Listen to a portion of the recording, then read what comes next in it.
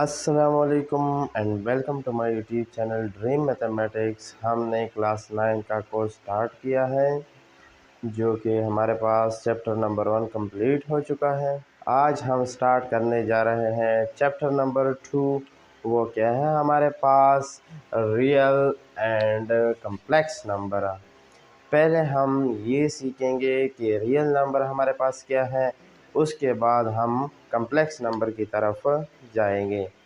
तो first of all हम numbers के बारे में बात करेंगे कि हमारे पास ये रियल नंबर कैसे आए। सो हम स्टार्ट करने जा रहे हैं। फर्स्ट हमारे पास कौन सा होता है? Natural number. नेचुरल नंबर्स वो कहाँ से स्टार्ट होते हैं? एन से हम डिनोट करते हैं। 1 से स्टार्ट होते हैं अप टू 9 होते हैं। अच्छा, ये नेचुरल नंबर क्या होता है? पहले ज़माने में गिनती में मसले होते थे, तो ऐसे तो नहीं होते थे कि 1 2 3 में होते थे। तो इससे मसाइल बढ़ने लगे। तो एक मैथमेटिशियन आया और उसने ये नंबर वजूद में लाए कि हमारे पास 1 2 3 अप टू 9। उसके बाद क्या हुआ कि वो मैथमेटिशियन मर गया। तो कई सालों बाद साइंटिस्ट में ये झगड़ा पैदा हो चुका है कि ये जो मैथमेटिशियन था ये हमारे इलाके का था। मतलब अरबों ने कहा कि ये हमारे इलाके तक का था, तो हम जो ये नंबर्स लिखेंगे वो अरबी में लिखेंगे। ऐसे ही इंग्लिश वालों ने कहा कि ये हमारे इलाके का था, तो हम जो नंबर है वो हम इंग्लिश में लिखेंगे। और भी जितने इलाके थे उन्होंने भी यही कहा कि ये हमारे इलाके का था। तो फिर एक साइंटिस्ट आया और उन्होंने क्या किया, इसको इस फॉर्म में लिख लिया कि 1 2 3 4 अप टू 9। और इनको कहा कि ये किसी के नंबर भी नहीं हैं, ये हमारे पास नेचुरल नंबर है। क्योंकि उस मैथमेटिशियन के बारे में किसी को पता नहीं था, तो उसने इन नंबरों को क्या कहा कि ये हमारे पास नेचुरल नंबर है, मतलब ये किसी के भी नंबर नहीं हैं। उसके बाद कई साल गुजर गए। फिर एक और मैथमेटिशियन आया, तो उसने एक और नंबर डिनोट किया, वो है नंबर 2 हमारे पास होल नंबर। जब हमारे पास ज़ीरो की ज़रूरत पड़ गई, वो कहाँ से स्टार्ट होता है?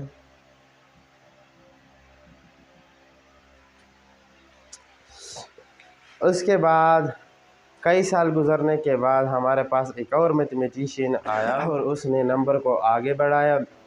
जब ज़ीरो की ज़रूरत पेश आई, तो फिर उसने क्या किया और उसको होल नंबर कह दिया कि हमारे पास ये जो नंबर्स हैं ये कंप्लीट हो चुके हैं।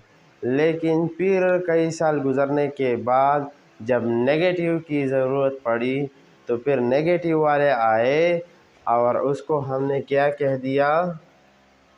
इंटीजर। इंटीजर्स हमने कह दिया। वो क्या होता है? z से हम डिनोट करते हैं, इज इक्वल टू वो होते हैं इस फॉर्म में। हम यहाँ पर 0 लिखते हैं, यहाँ पर 1 2 3 अप टू 1। यहाँ पर क्या लिखते हैं? -1 -2 -3 अप टू सो ऑन।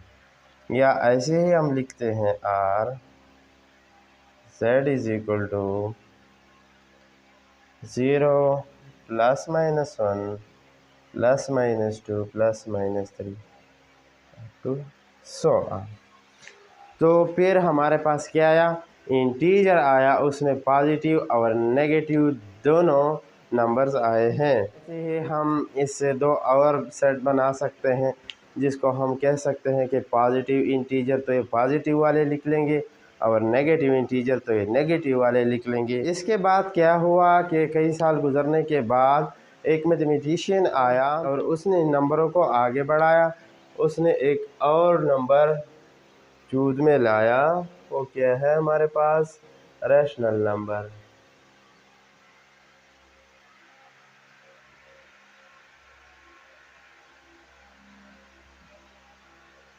अच्छा, रैशनल नंबर हमारे पास क्या होते हैं? जो बटा की फॉर्म में होते हैं, इशारिया की फॉर्म में होते हैं, उनको हम क्या कहते हैं? नेचुरल नंबर कहते हैं। तो इसको हम ऐसे ही लिखते हैं। इसका जो डिफिनीशन है वो कहता है कि those number which is expressed in P by Q form. तो ये किस फॉर्म में होगी? पी बाई क्यू फॉर्म में होंगी। और and Q not is equal to zero. और ये जो हमारे पास क्यू है ये ज़ीरो की इक्वल नहीं होगा। क्यों नहीं होगा? अगर नीचे ज़ीरो आ जाए तो हमारे पास अनडिफाइंड फॉर्म आ जाता है, तो वो कोई भी नंबर नहीं होता। एंड इसमें एक और इम्पॉर्टेंट बात ये है कि हमारे पास P एंड Q जो है वो क्या होंगे? Are integer. ये हमारे पास P और जो Q है ये हमारे पास क्या होंगे? इंटीजर होंगे। मतलब P कोई भी इंटीजर हो सकता है इसमें, और Q कोई भी इंटीजर हो सकता है इसमें। सिर्फ ये ज़ीरो नहीं होगा, बाकी सारे इंटीजर आ सकते हैं Q की जगह। तो इसका एग्जांपल हमारे पास क्या हो सकता है? हम लिख सकते हैं 5/3 लिख सकते हैं, या अगर हमारे पास कोई ऐसा आ जाए 1.5। तो 1.5 असल में क्या है? ये तो डिवीज़न फॉर्म से आया होता है ना, मतलब बटा फॉर्म से आया होता है। ये किसकी इक्वल है? 3/2। ये इसकी इक्वल है। या अगर आप लोग ऐसे लिखो 0.5, तो ये किसकी इक्वल है? 1/2। तो ये जो भी हमारे पास इशारिया वाले नंबर होते हैं वो किससे आते हैं? बटा की फॉर्म से आते हैं। तो उन सारों को हम क्या कहते हैं? Rational number. उसके बाद हमारे पास एक और नंबर आया, उसको हम कहते हैं irrational number.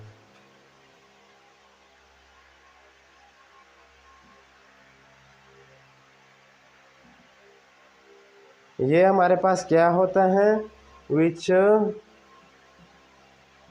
Is not in P/Q form. इसका मतलब ये है कि हमारे पास जो इर्रेशनल नंबर होते हैं वो P/Q फॉर्म में नहीं होंगे।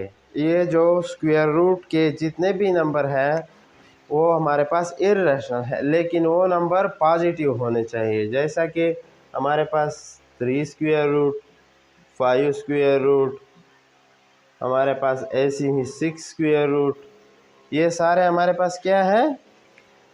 इर्रेशनल नंबर है। ऐसे ही हमारे पास जो पाई की वैल्यू होती हैं ये हमारे पास क्या है? इर्रेशनल नंबर है। तो फिर इसके बाद हमारे पास आता है नंबर 6 पर, वो हमारे पास है रियल नंबर्स। क्या है? Real numbers.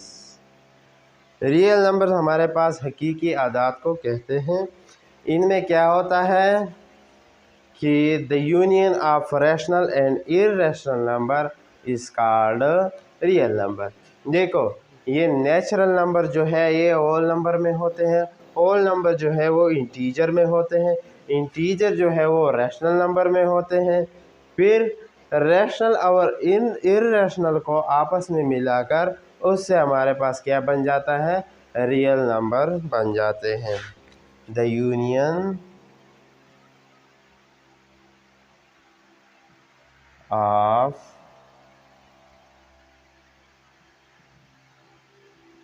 rational and irrational numbers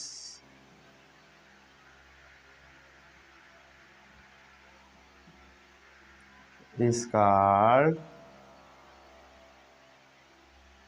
real numbers.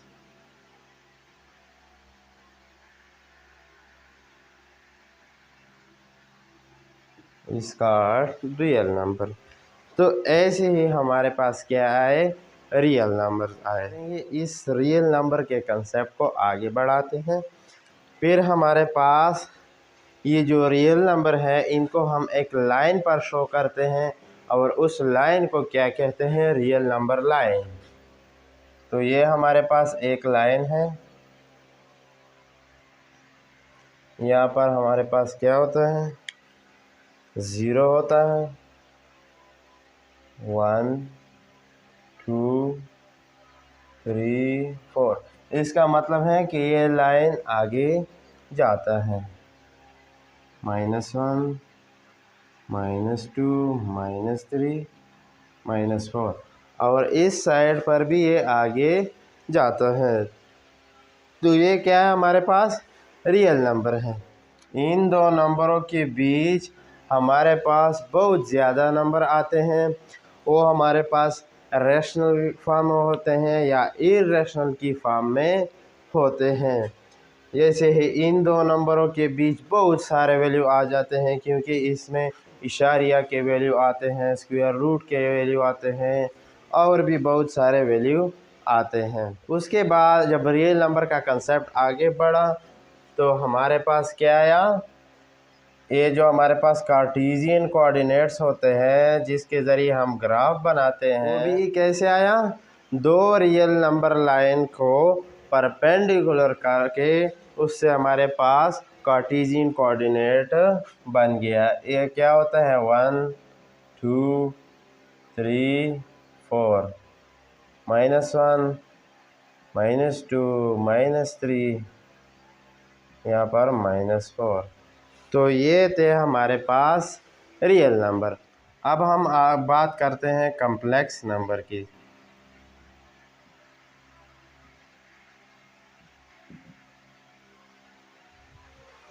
उसके बाद क्या हुआ, हमारे पास कम्प्लेक्स नंबर आए। वो कैसे आए, जब एक मैथमेटिशियन ने किसी क्वाड्रेटिक इक्वेशन को सॉल्व करने की कोशिश की। जैसा कि हमारे पास क्या है, x² + 1 = 0। ये हमारे पास कोई भी क्वाड्रेटिक इक्वेशन है, तो अगर हम इसको सॉल्व करना चाहें तो 1 को सब्ट्रैक्ट करेंगे दोनों साइड से, तो x² = -1 आएगा।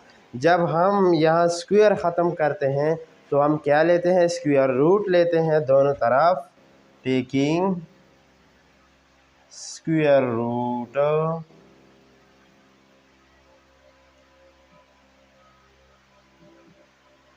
Both side.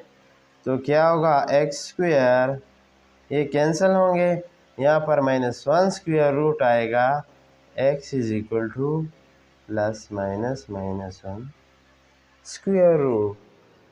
तो जब ये वाला नंबर आया, -1 स्क्वायर रूट आया, तो उस मैथमेटिशियन को समझ नहीं आया। उसने सोचा कि रैशनल नंबर में तो ये नहीं आ सकता, क्यों, क्योंकि ये p/q फॉर्म में नहीं है। फिर उसने सोचा कि इर्रेशनल में ये नहीं आ सकता, तो इस नंबर को उन्होंने क्या कह दिया कि ये हमारे पास इमेजिनरी नंबर हैं।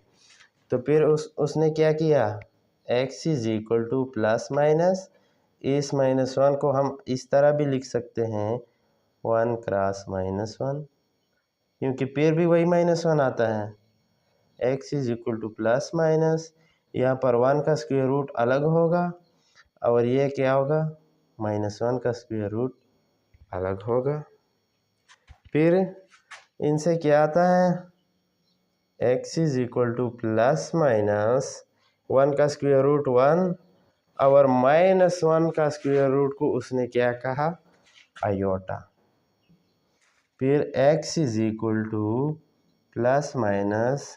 आयोटा हमारे पास आंसर आया इसका।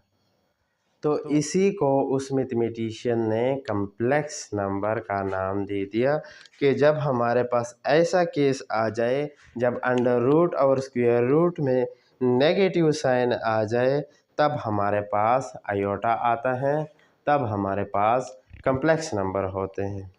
कम्प्लेक्स नंबर हमारे पास क्या होते हैं, real number plus imaginary number is called complex number. जिसके साथ आयोटा हो वो हमारे पास क्या होता है, इमेजिनरी नंबर होता है, और जो ऐसा नंबर हो उसको हम क्या कहते हैं, रियल नंबर। तो आप लोग कहोगे कि यहाँ पर तो हमारे पास रियल नंबर नहीं है, फिर भी हमने इसको कम्प्लेक्स नंबर कह दिया। यहाँ पर भी रियल नंबर हैं, उसको हम ऐसे ही लिख सकते हैं 0 प्लस माइनस आयोटा। तो ये जो है ये हमारे पास रियल हैं और ये जो है ये हमारे पास इमेजिनरी नंबर है। तो ये थे हमारे पास नंबर्स। उम्मीद है कि आप लोगों को नंबर का कंसेप्ट अच्छे से समझ में आ चुका होगा। अगर वीडियो अच्छी लगी हो तो वीडियो को लाइक करो एंड चैनल को सब्सक्राइब करो।